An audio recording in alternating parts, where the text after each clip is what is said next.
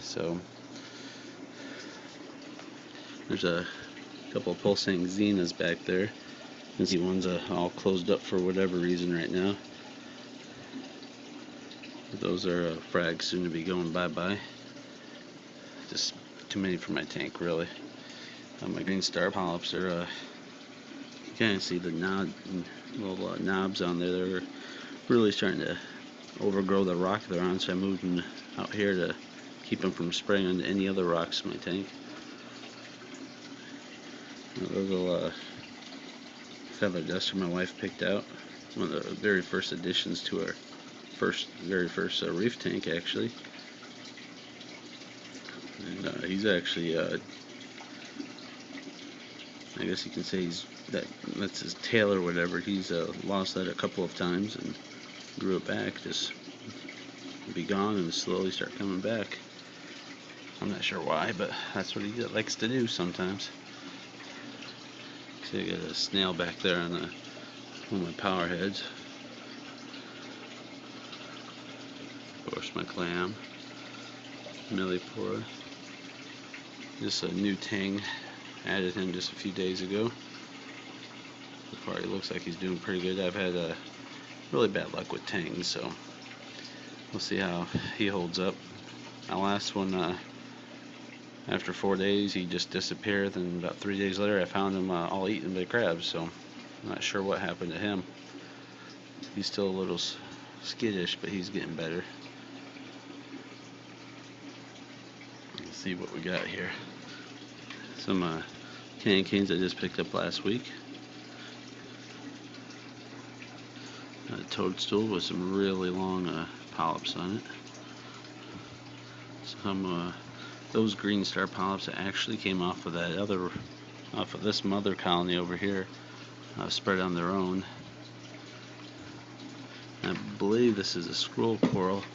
He's kind of started building up like a mucus layer on him right now, which, if it is a scroll coral, and from what I've read, they're similar to leathers, as in they'll build up that layer and kind of shed it every once in a while just to kind of keep themselves clean. And a bird's nest. Some more green star polyps. Those also spread on their own, just from where I've done some rearranging now. But another candy cane. There's 3 heads on there. One of them's already starting to split. And some orange cap. This was a kind of a greenish yellow tan color cap. So actually a lot of growth. You can see there's a snail hanging out in there. Cabbage coral. Another bird's nest in the back. That thing was a little smaller than this guy when I got him about 3 months ago, and it's just exploded. Just tons of growth. That guy, he's been like his growth has been all vertical on this side. He's growing downwards, slowly lifting himself up. So I don't know what to deal with that. And there's some more green star polyps. Those I fragged myself. Figured that rock back there will make a good base rock for another whole colony. A couple frags of some double sand leather coral. You can start seeing the little hands on there coming up. I bought them like that, 2 frags on the single rock, but I'm going to have to remove one of them. See, one's kind of closed up right now. They kind of go back and forth with each other. I figured I need to move one of them, so I'll have some room to grow. And then behind back there, he's got himself in a little crevice. Kind of hard to see, but not a real big fan. His tentacles are white, but he does have the red tips. Looks like a red bubble tip. And my other turbo snail, I just have 2 of them in the tank. I used to have 4, but I didn't really like them. Well, stuff they like to knock over. Colt coral my wife picked out. And you can see that sucker is huge in my tank. You know, it's by far my largest coral. And it's just, really don't got any good spot for it, but right there. I'm thinking of either trimming it back, fragging a bunch of it off, or maybe just making a couple of frags for myself and then selling the main colony. I'm not really sure what to do yet. You see, you got green mushroom and some big green polyps there. A few more mushrooms. They're kind of perturbed. I just moved those over there. Try to give them a little less direct light. My Maxima clam. He's been doing real well.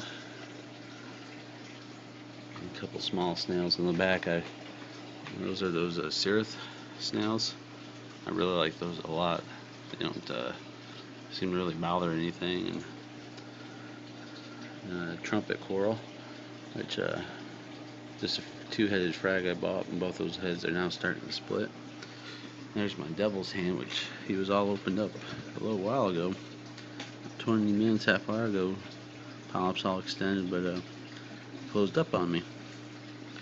And there is another toadstool coral.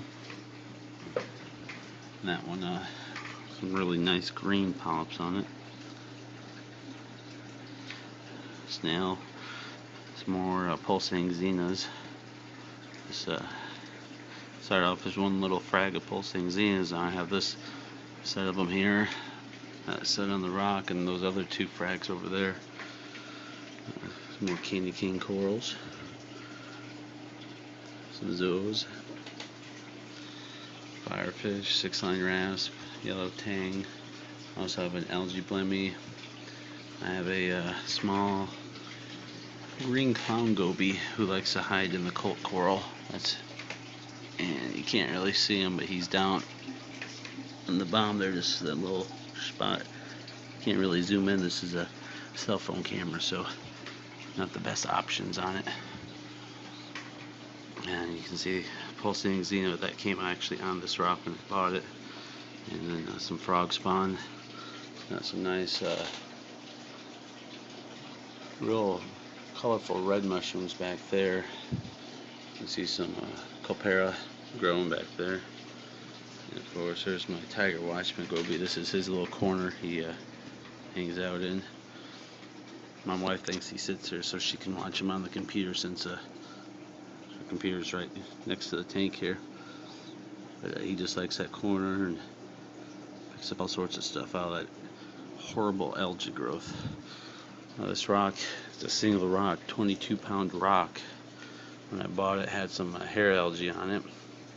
I thought I would have no problem with it, but it's been kind of just going back and forth.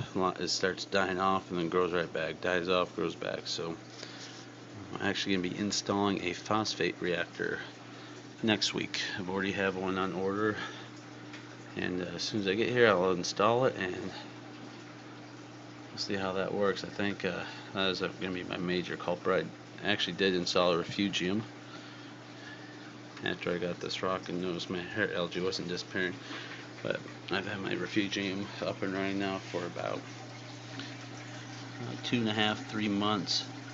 I've trimmed a lot of that copera, is what I had in there, because that's what my local fish store had available for algae.